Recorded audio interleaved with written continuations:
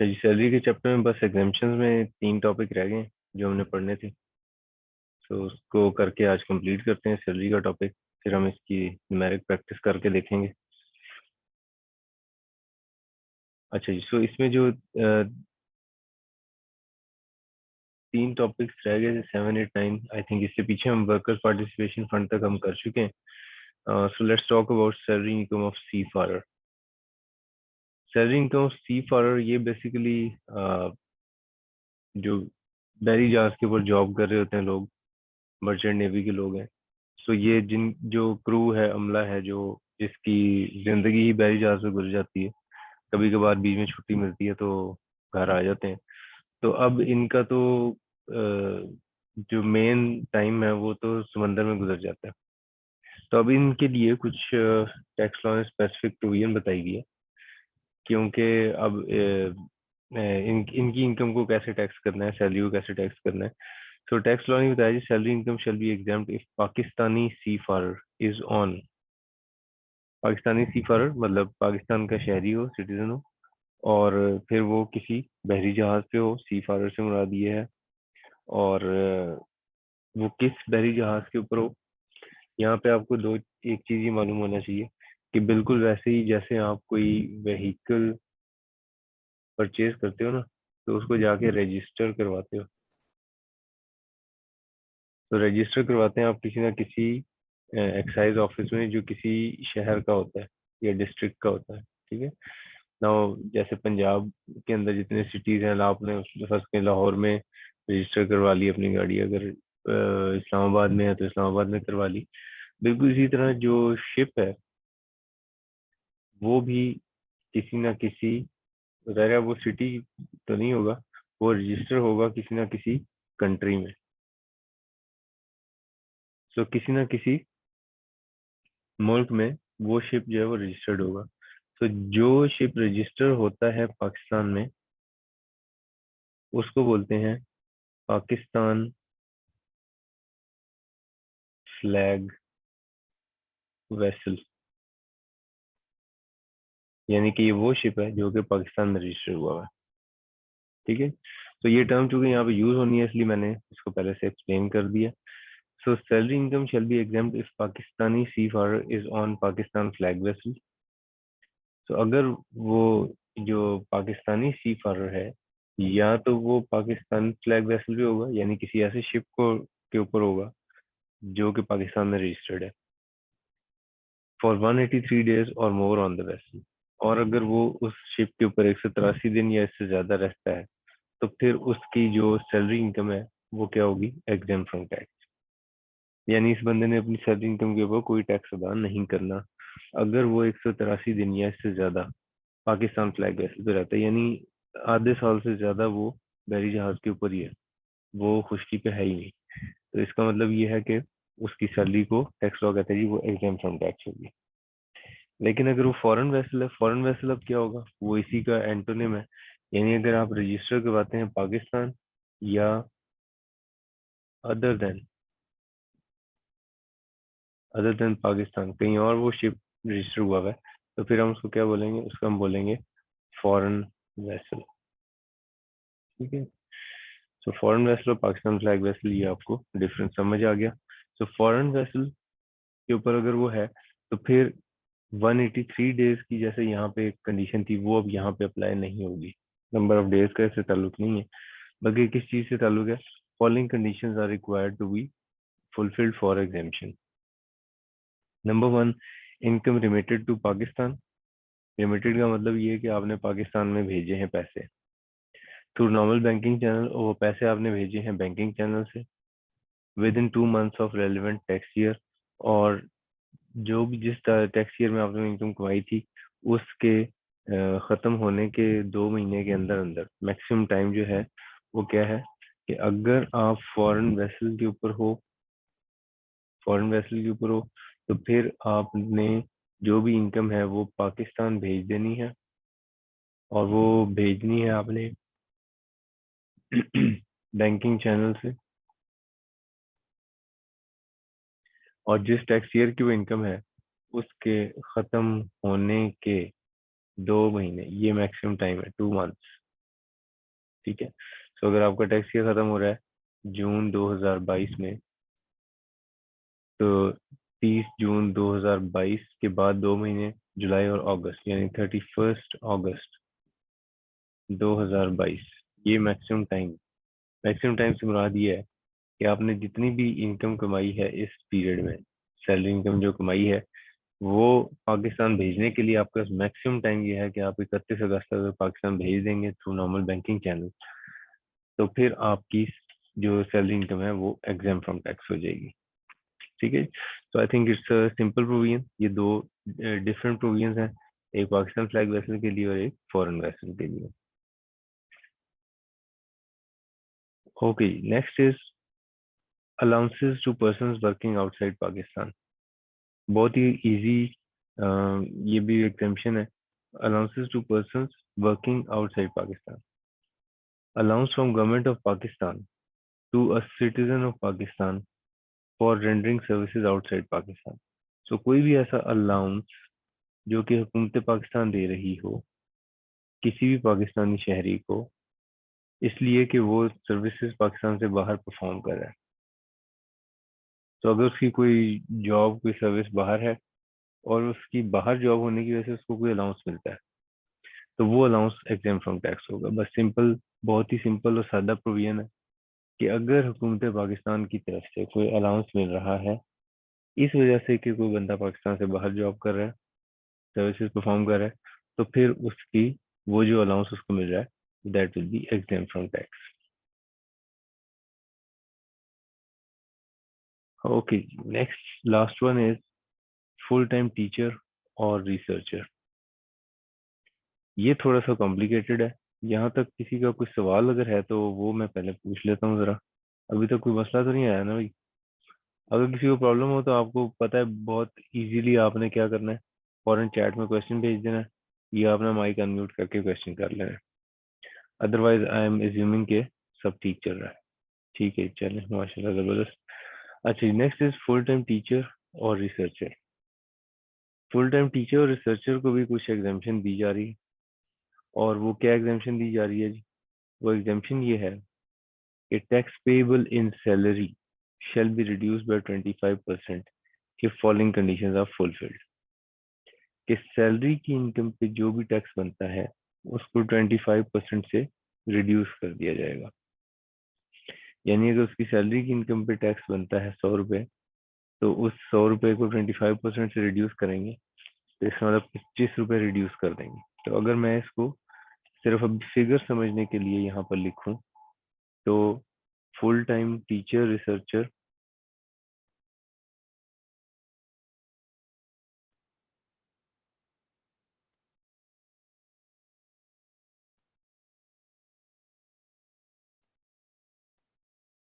तो फर्स्ट करेंगे एक बंदा, उसका salary, property, business, capital gain, other sources, और इसकी सिर्फ सैलरी में इनकम है लेट्स से 1000। तो इसका मतलब क्या हुआ कि इसकी टोटल इनकम हमने बना दी 1000, माइनस कर देंगे इसमें से डिडक्टिबल अलाउंसेस लेट्स से 0 है, तो ये टैक्सेबल इनकम होगी 1000।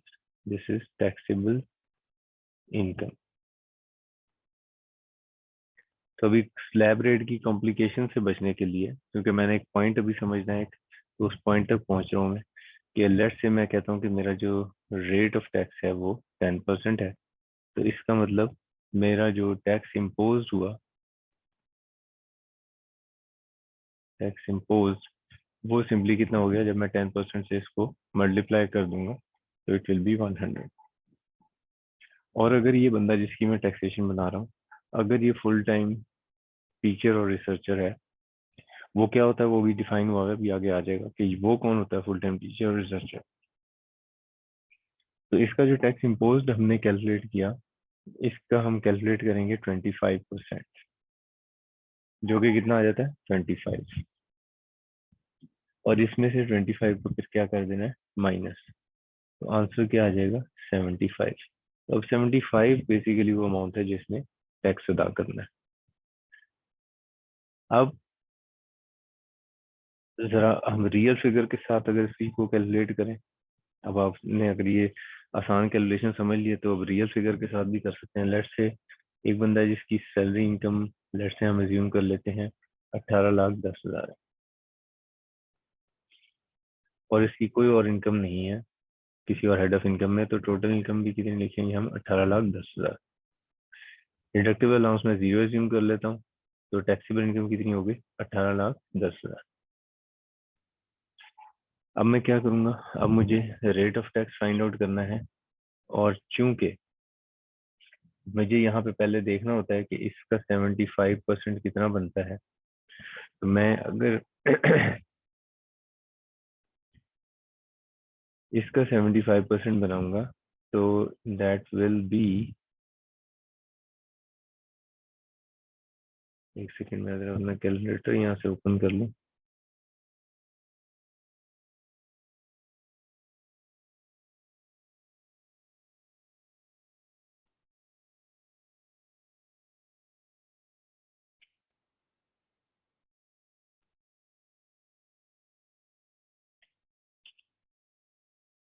ओके, सो 18,10,000 इंटू 75%, तो ये हुआ 13,57,500।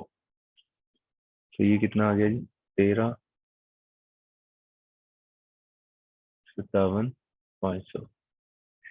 ना ऑल्दो ये मैंने गैर जरूरी फिगर बनाया है 75%, क्योंकि मेरी तो सारी की सारी इनकम आ ही सैलरी से रही है, लेकिन बहरहाल एक मैकेनिज्म को फॉलो कर रहा हूँ मैं। इस मैकेनिज्म यही है कि टैक्सेबल इनकम को पहुंच के उसको हम करते हैं 75%। जो जवाब आता है देखते हैं कि क्या सैलरी इनकम में से ज्यादा अमाउंट है। यस, सैलरी इनकम में जो अमाउंट है वो इससे ज्यादा है, इसलिए मैं इसको सैलरीड पर्सन बोलूंगा। तो अगर ये सैलरीड पर्सन है तो फिर मैं इसके ऊपर जो स्लैब रेट्स लगाऊंगा वो कौन से होंगे, वो सैलरीड पर्सन वाले होंगे। तो यहाँ से देख लेते हैं, फर्स्ट कैजुअल से जो रेट है सैलरीड पर्सन 18,10,000, इसका मतलब मैंने ये सैलरीड इंडिविजुअल जो लेफ्ट साइड वाला टेबल है ये फॉलो करना है, और 18,10,000 के लिए जो स्लैब बनता है दैट इज फोर्थ, और इसकी जो टैक्स बनेगा वो 90,000 plus 15% of amount exceeding 18 lakh. तो हम यही काम करेंगे, इसका टैक्स इम्पोज कैलकुलेट करेंगे। तो टैक्स इम्पोज विल बी 90,000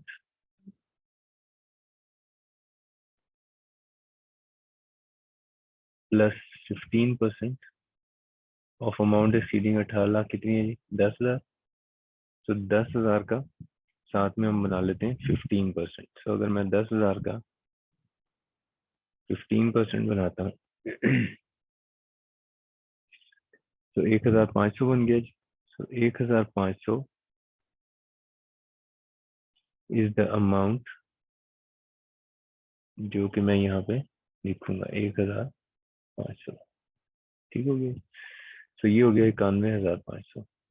तो 91,500 ये बिल्कुल वैसी ही अमाउंट है जैसे मैंने यहाँ पे ये 100 कैलकुलेट किया। अब मैंने अगला काम क्या करना है, अब मैंने इसकी 25% बनाना है। तो 91,500 का 25% बनाएंगे, तो 91,500 इंटू 25%, इट इज 22,875। तो ये जो 22,875 है दिस इज 25% ऑफ टैक्स। तो ये 22,875 ये मैं यहाँ पे माइनस कर दूंगा, एंड माई आंसर इज -91,500 68625। तो 68625 ये अब मेरा टैक्स बनेगा। ठीक हो गई। So that's how this sentence will be implemented. Sentence क्या है, सेंटेंस ये था, ये हमारे पास सेंटेंस ये था,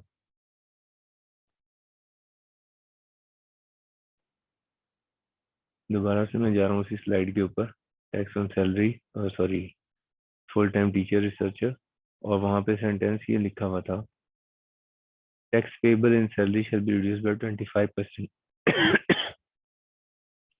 if following conditions are fulfilled. Now अब इसको थोड़ा सा कॉम्प्लिकेट कर लेते हैं, किसी और हेड ऑफ इनकम में भी अमाउंट डाल लेते हैं। तो चलें यहाँ पे ऐसा करते हैं कि अब हम सैलरी के हेड ऑफ इनकम में अमाउंट कह देते हैं कि लेट्स से इसकी आमदनी है 18 लाख, और किसी और हेड ऑफ इनकम में लेट्स से बिजनेस में 10,000। तो अब सारी इनकम एक जगह से नहीं है बल्कि डिफरेंट हो गई। 18 लाख 10,000 हो गया, डिडक्टिबल अलाउंस 0 किया, और टैक्सेबल इनकम इज 18 लाख 10,000। और अगर ये बंदा फुल टाइम टीचर और रिसर्चर है तो फिर ऐसी सूरत में क्या होगा, आपको यहाँ पे इसका 75% बनाना है। तो 75% बनाएंगे तो अगेन फिगर क्या आ जाएगा, 13,57,500। तो मैंने ये जानबूझ के सिमिलर ले लिया था ताकि मैं कैलकुलेशन का टाइम बचा लूँ। ठीक है, तो 13,57,500। और अब क्या सैलरी में इससे ज्यादा अमाउंट मौजूद है? यस, सैलरी में ज्यादा अमाउंट, तो I will call it salaried person. और उसी तरह मैं रेट लूंगा और स्लैब अप्लाई कर दूंगा। ना जब मैंने रेट लिया और स्लैब अप्लाई किया तो जो टैक्स बनेगा तो वो भी अगेन वही बन जाएगा, 91,500। सो माई टैक्स इम्पोज्ड इज 91,500। अब मैंने क्या करना है, सेंटेंस पढ़ते हैं। लिखा हुआ है tax payable in salary shall be reduce by 25%। सिर्फ सैलरी पे जो टैक्स बनता है उसको 25% से रिड्यूस करना है। और यहाँ पे अब डिफरेंट क्या है कि अब 91,500 किस इनकम पे टैक्स है, इस इनकम पे। और इस इनकम में कौन कौन सी आमदनी शामिल है, इसमें ये बिजनेस इनकम भी शामिल है। इसका मतलब ये हुआ कि अब ये 25% इस 91,500 का नहीं दिया जाएगा, बल्कि आपको पहले सैलरी के ऊपर टैक्स कैलकुलेट करना है। और सैलरी इनकम कितनी है, 18 लाख। इस सिचुएशन में 18 लाख है, ये है ना? ठीक है, तो आप सैलरी के ऊपर जो टैक्स कैलकुलेट करेंगे वो 18 लाख पे आप करेंगे। तो हम दोबारा से स्लैब रेट्स पे चले जाते हैं। सैलरीड पर्सन में जाके 18 लाख की इनकम पे कितना टैक्स बनता है वो देख लेते हैं। So we taxable income exceeds 12 lakh but does not exceed 18 lakh. तो फिर कितना टैक्स बनेगा, तो वो 90,000 बनेगा। ठीक है, सो 90,000 अगर मैं ये थर्ड स्लैब अप्लाई कर देता हूँ, यानी 30,000 plus 10% of amount exceeding 12 lakh, तो 30,000 में 12 लाख से कितना ज्यादा है, 6 लाख। 6 लाख का 10% करोगे 60,000। 60,000 में 30,000 जमा करोगे 90,000। एक्चुअली स्लैब रेट्स में ये जो फिक्स अमाउंट आ रही होती है ना, अब देखो फोर्थ स्लैब के अंदर जो पहली अमाउंट आ रही है 90,000, ये एक्चुअली पिछले स्लैब की कैलकुलेशन नहीं है। तो 90,000 अब टैक्स बन रहा है सैलरी के ऊपर। तो मैंने इसके ऊपर जब स्लैब रेट्स अप्लाई करी, जब मैंने इसके ऊपर स्लैब रेट्स अप्लाई कर दिए, तो इसके ऊपर सैलरी पे जो टैक्स बना दैट वाज 90,000। सैलरी के टैक्स जो है उसमें 25% रिड्यूस करना है। तो अब 90,000 का 25% बना लेते हैं। तो 90,000 इंटू 25%, 22,500। तो 22,500 है 25% ऑफ, 22,500 क्या है, 25% ऑफ टैक्स ऑन सैलरी। तो अब ये जो 22,500 है इसको मैंने एक्चुअली यहाँ पे माइनस कर दिया। ठीक है, तो 91,500 में से मैं इसको निकाल दूंगा, इट विल बी 69,000। तो आई थिंक अब आपको डिफरेंस समझ आ गया होगा कि अगर आमदनी में कोई अमाउंट सैलरी के अलावा भी आ जाए, जैसे यहाँ पे बिजनेस की आ गई थी, तो फिर पहले आपको क्या करना चाहिए, सैलरी के ऊपर टैक्स वर्कआउट करें, उसका 25% दें, और जो आंसर आए यानी कि ये 22,500, इसको फिर यहाँ पर लाकर माइनस कर लें। तो आप देखें यहाँ पे जो जो मैंने इससे पिछली एग्जांपल ली थी उसमें सिमिलर इनकम थी, यानी कि 18,10,000 यहाँ पे थी और यहाँ पे भी 18,10,000। लेकिन जो 25 जो हमने अमाउंट माइनस कर रहे हैं यहाँ पे, और जो अमाउंट हम यहाँ पे माइनस कर रहे हैं वो डिफरेंट आई है। ठीक है, सो आई थिंक ये अब आपको कैलकुलेशन का डिफरेंस समझ आ जाना चाहिए कि हमने क्यों डिफरेंस किया, क्योंकि उसकी सैलरी के अलावा भी इनकम थी। अच्छा जी, अब ये जो फुल टाइम टीचर रिसर्चर है, ये कौन साहब है?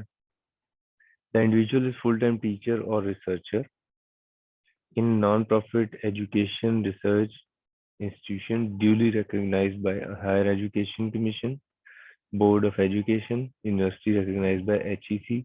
सो इनमें से किसी जगह पे वो फुल टाइम टीचर रिसर्चर के तौर पे जॉब कर रहा है, including in any government research institute.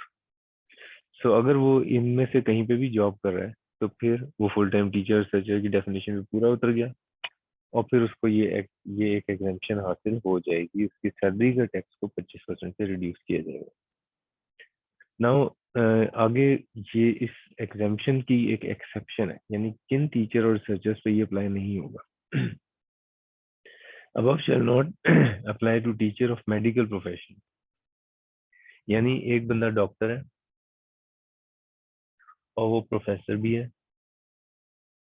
तो इस प्रोफेसर डॉक्टर का मतलब ये है कि वो एक जो मेडिकल कॉलेज है, मेडिकल कॉलेज के साथ एक हॉस्पिटल भी होता है, हॉस्पिटल। तो ये बंदा यहाँ पे डॉक्टर है और फिर इस मेडिकल कॉलेज में पढ़ाता भी है, टीचर भी है, सो प्रोफेसर डॉक्टर। तो ये बंदा क्या हो जाएगा, फुल टाइम टीचर, और उसकी सैलरी पे एग्जाम्पशन मिल जाएगी। लेकिन यहाँ पे क्या टैक्स लॉ कह रहा है, above shall not apply to teacher of medical profession who derive income from private medical practice. अब अगर यही डॉक्टर साहब अपने प्राइवेट क्लिनिक भी खोल के बैठे हैं, ठीक है, तो इसकी कुछ इनकम आ रही होगी। तो ये बात ही हो रही है कि above shall not apply to teacher of medical profession who derive income from private medical practice or receive share of consideration received from patients। या तो ये अपनी प्राइवेट मेडिकल प्रैक्टिस करता हो तो फिर ये टीचर होने की वजह से जो इसको 25% की एग्जामेशन हासिल थी, ये अब अवेलेबल नहीं रहेगी अगर उसका private clinic. Number one. Number second ये क्या होता है, ये है कि बाज दफा जैसे जो बड़े हॉस्पिटल हैं वो कहते हैं भाई आप प्राइवेट क्लिनिक ना खोलो, बल्कि आप ऐसा करो कि जो इवनिंग में आपने अपने क्लिनिक बैठना है, आप इसी हॉस्पिटल में ही हम आपको रूम दे देते हैं, तो आप प्राइवेट प्रैक्टिस यहाँ पे कर लें। और वो जो आपकी प्राइवेट प्रैक्टिस होगी उसकी फीस जो होगी उसमें हॉस्पिटल का भी शेयर होगा और डॉक्टर का भी शेयर होगा। सो तीनों कंडीशंस पॉसिबल है। नंबर वन कंडीशन है कि वो हॉस्पिटल में से सिर्फ सैलरी ले रहा है और अपना साथ में प्राइवेट क्लिनिक कर रहा है। अगर वो प्राइवेट क्लिनिक कर रहा है तो फिर ये 25% वाली एग्जाम्पशन उसको नहीं मिलेगी। दूसरा ये कि अगर हॉस्पिटल कहता है कि प्राइवेट ना बैठो, इधर बैठ जाओ मेरे पास, मुझसे शेयर परसेंटेज साइड कर लो और आप कुछ पैसे मुझे दे दिया करना, बाकी डॉक्टर रख ले, इसका मतलब उसको पेशेंट की फीस से शेयर मिल रहा है। तीसरा ये कि मतलब अच्छे बड़े हॉस्पिटल्स में होता ही ऐसे, वो महंगा हॉस्पिटल होगा प्राइवेट हॉस्पिटल, तो वहाँ पे डॉक्टर को कहा जाएगा कि भाई आप जो भी पेशेंट देखोगे उसकी फीस में आपको हॉस्पिटल का हिस्सा होगा, शेयर होगा। तो तीनों सूरतों में ये जो दूसरी कंडीशन है क्या, receive share of consideration from patients, कि अगर डॉक्टर जो है वो पेशेंट से जो फीस ली जाती है हॉस्पिटल में उसमें डॉक्टर को भी हिस्सा मिलता है, उसका शेयर है, तो फिर ऐसी सूरत में ये जो 25% वाली एग्जाम्पशन है ये उस डॉक्टर प्रोफेसर डॉक्टर को नहीं मिलेगी। ओके, सो ये 25% सैलरी की एग्जाम्पशन वाला समझ आ गया जी। अब हम इस चैप्टर को कंप्लीट कर चुके हैं, अब हमने अपना फोकस करना है जरा इसकी प्रैक्टिस के ऊपर। So what I do is कि मैं आपको इस टॉपिक्स को जरा अच्छी तरह से अंडरस्टैंड करेंगे। जो मैंने प्रैक्टिस के लिए आपको बुक बताई हुई है वो आप मार्केट से बुक बाय करें और उसके ऊपर प्रैक्टिस शुरू कर दें। 3 या 4 प्रैक्टिस एग्जांपल्स मैं आपको भेजूंगा व्हाट्सएप ग्रुप में, और उसको आप साथ में उसका सोल्यूशन भी आपसे डिस्कस करूंगा डेफिनेटली। नाउ सैलरी का चैप्टर अब आप समझ चुके हैं, अब मैंने आपको चलना सिखाना है, दौड़ना आपने खुद सीखना है। तो सैलरी का चैप्टर जो है इसमें जो डिटेल्स थी वो हम डिस्कस कर चुके हैं। अब आपने इसकी प्रैक्टिस करनी है न्यूमेरिकल्स की। 4 से 5 न्यूमेरिकल्स मैं आपको करवाऊंगा जिसमें कुछ ट्रिकी एरियाज एक्सप्लेन हुए हुए होंगे, बाकी आप जो आई कैप का क्वेश्चन बैंक है उसको भी नहीं देखेंगे, बल्कि जो मैंने आपको कहा मार्केट से किताब खरीदो और उसको उसके ऊपर प्रैक्टिस शुरू कर दो, तो वो आप करेंगे। और जो मैं आपको एग्जांपल्स दूंगा विद सॉल्यूशंस, उसकी आपने प्रैक्टिस करनी है। आई कैप का क्वेश्चन बैंक अभी नहीं करना, वो हमने पूरा करना है, लेकिन अभी आप उसको टच ना करें क्योंकि वो थोड़ा सा भी कंफ्यूजिंग होगा आपके लिए। अच्छा जी, ये आज के लिए इतना ही है। यहाँ तक किसी का कोई सवाल है तो वो पूछें, if you have any questions.